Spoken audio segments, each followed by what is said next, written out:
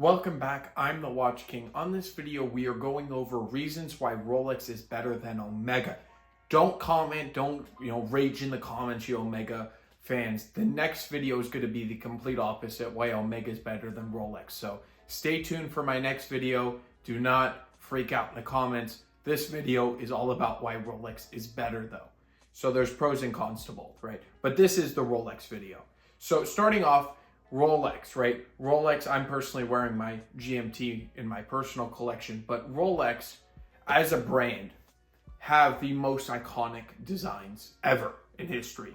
When you think of a watch, right? Any watch ever, you think of the Submariner design typically. If not, you think of the oyster case, right? It's synonymous, it's iconic. Everybody's copied the oyster case, give or take.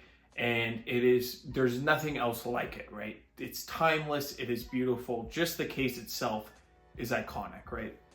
So that's one aspect of the Rolex brand. The timelessness of the watch. So this is number two, timelessness. What do I mean by that? If you go back in my recent video, my last video, I showcased 1952 Oyster Date original reference, right? This watch is from 52. To this day, you can see the design language is pretty much the same. Yes, the watch got a bracelet that's thicker, more solid, and now they're automatic, right? But that's an evolutionary standpoint. From an aesthetic standpoint, it's an oyster case. The design has stayed the same, and it never ages. If you put that to anybody on the street, they would never guess that watch is from 1952, right? So, and it's not just that watch, it's pretty much every Rolex design out there. Not all of them. I mean, there's some that date, like the oyster quartz, but in my opinion, it's a very cool look, right? But you can tell that's from the 70s. But their oyster case, timeless, right? So that's the timelessness, and the construction is unbelievable, right? The construction of the case, right? Not only the design of it, right? The construction. Rolex has never made a bad watch ever in history. They've evolved, they created more solid things, the movements, right? And the cases themselves, right? So in, I believe, the mid to late 80s, Rolex went from 316L, which was industry standard. It is still industry standard to this day. So still the industry uses 316L. It's surgical steel. That's what they use to do surgeries. I think dentists use it, I'm pretty sure too. Also, so Rolex took they had a huge factory, and they go, you know what? We're going to spend millions upon millions, because it costs a lot to buy new machines, at least millions upon millions. We're going to create a full 904 oyster steel. That's what they call it, but it is 904L, because our cases are corroding over time. They looked back in their history, and they go, 316, they probably did studies, corrodes with sea salt.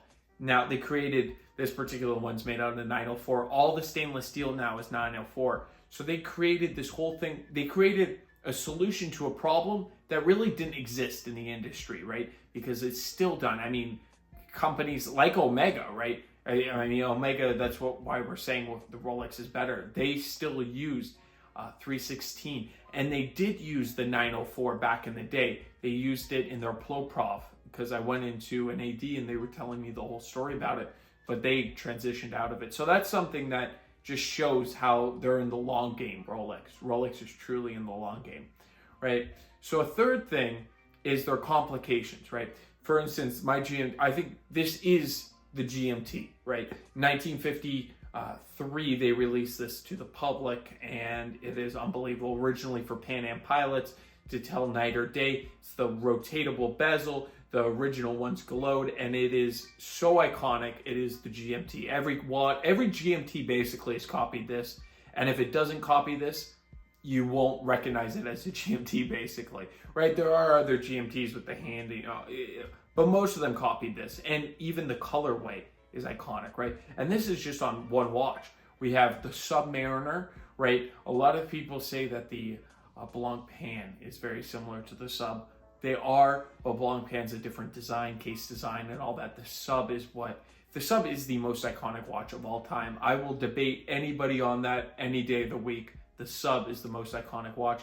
Always built with high quality materials. Originally no date, going to a date in the 70s and just incredible, right? All the movements are just insane. Even back in the original one, the red sub, right? The 1680, all the way today to the 41 millimeters. They are perfect watches, right? Rolex is not going to mess that up, right? Another thing is that no matter what, right? What Rolex, what model, if you're buying the cheapest model or the most expensive model, and this is the only company I know, maybe except for Patek Philippe might do this also, I don't know. But in even the cheapest model they make, all their hands and all their indices is solid white gold, 18 karat, right? Even if the watch is stainless. Now it's a small detail, but it's a detail I like, right? Because if I'm buying a stainless watch, right, there's something about precious metals, right? I like both stainless and gold.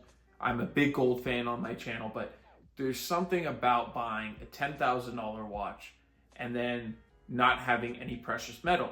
But knowing that the hands, even though it might be such a small, insignificant amount, they just put that detail in so there's no patina, right, on the hands and the indices.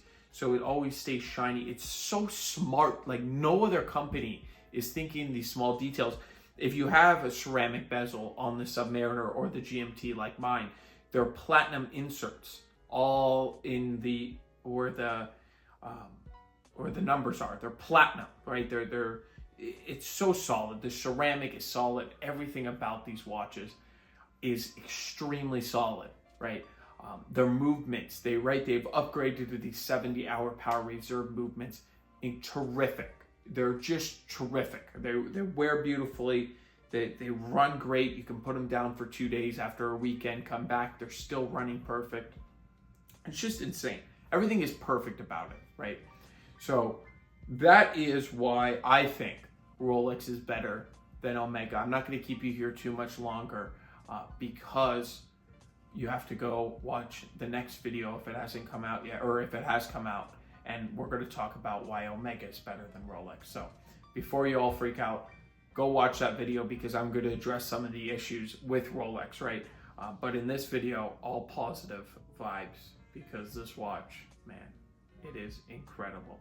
I want to thank you all for watching. If you have any questions, please reach out to me. Check out the website for some amazing vintage pieces. Thank you, and I will catch you in the next video. Have a great day.